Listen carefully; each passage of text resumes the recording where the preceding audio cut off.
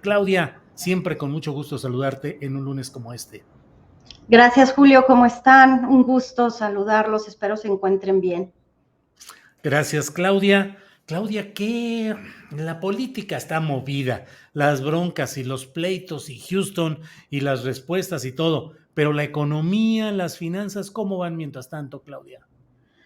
Julio, pues en este momento que tú y yo estamos platicando sobre qué le puede pasar a la economía mexicana, el precio del petróleo está dirigiéndose a los $100 después del que el discurso de Vladimir Putin reconoce a las dos provincias, Luhansk y Donetsk, que son pues las eh, provincias separatistas prorrusas, Julio, y eso pues estamos viendo la prensa internacional y están transmitiendo los fuegos artificiales. Esperemos que solo sean fuegos artificiales, porque el discurso de Vladimir Putin en este momento está siendo monitoreado, analizado por los analistas económicos, cuáles son las repercusiones para el mundo, Julio, de esto. Esperemos que sean solo fuegos artificiales, pero el discurso fue muy duro.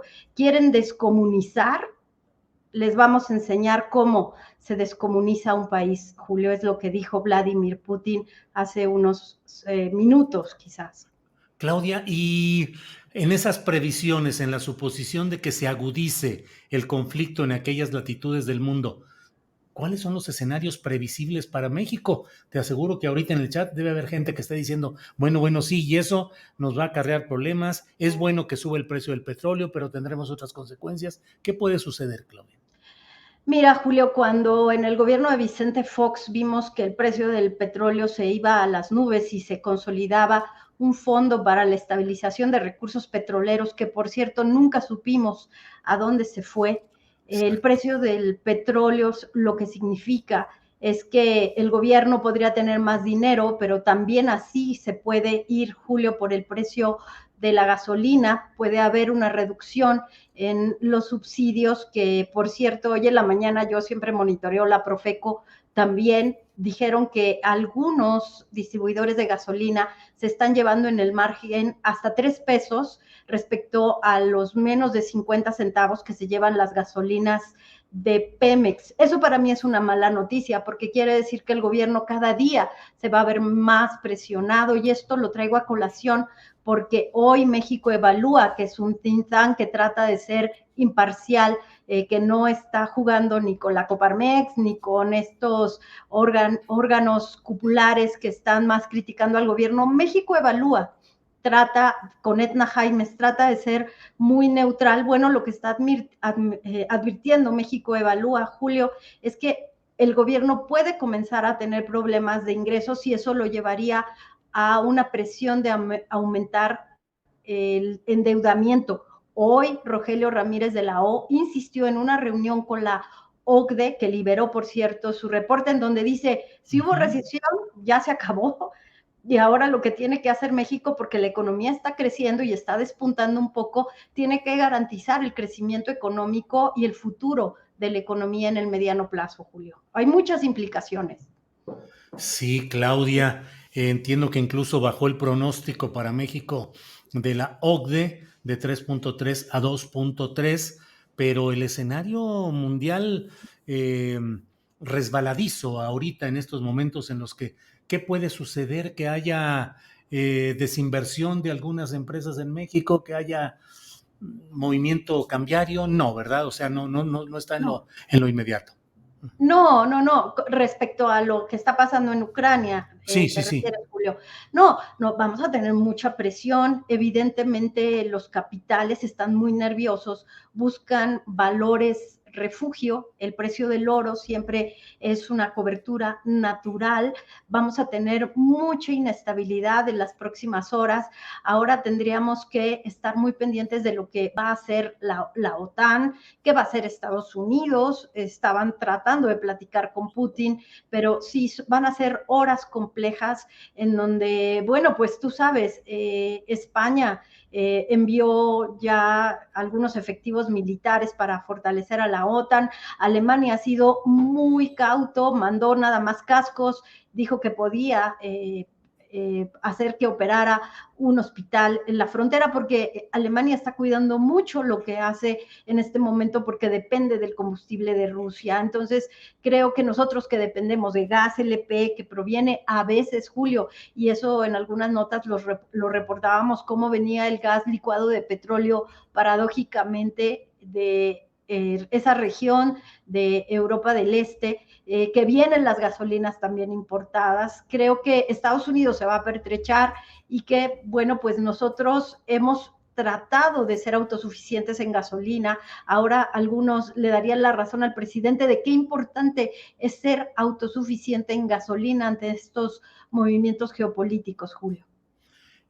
Claudia Villegas, bueno, y en el terreno más absolutamente local y con implicaciones políticas y todo, pero el reporte, el informe de la Auditoría Superior de la Federación refleja irregularidades, como sucede, efectivamente, lo dijo el presidente, sucede cíclicamente con irregularidades que luego se corrigen. A mí me llamó mucho la atención esto de Segalmex, Seguridad Alimentaria Mexicana, sobre todo por el caso de Ignacio Ovalle, que fue el personaje que estuvo al frente, que es una creación política del echeverrismo, que luego, durante el gobierno de Carlos Salinas, pues parece que se practicó todo un saqueo en Conasupo y en Diconsa, con la participación de Raúl Salinas de Gortari y del propio Ignacio Ovalle. Y ahora parece que las mayores irregularidades están ahí. ¿Cómo has visto este tema, Claudia?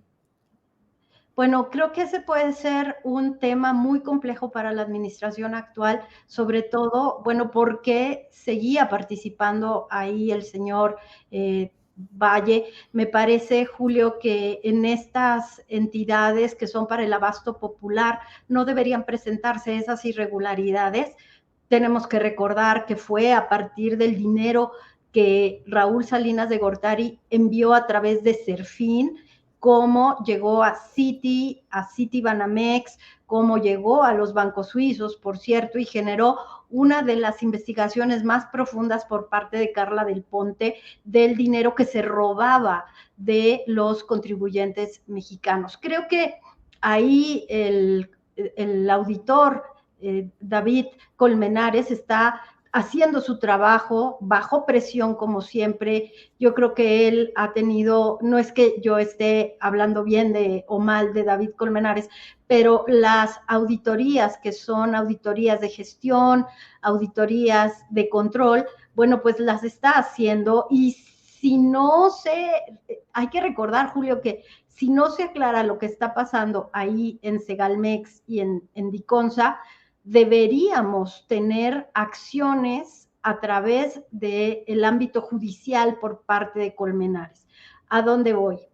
El trabajo de la auditoría no es nada más curarse en salud y decir qué bueno que está haciendo su trabajo y luego se arreglan las observaciones y luego platicamos. No es un trabajo político.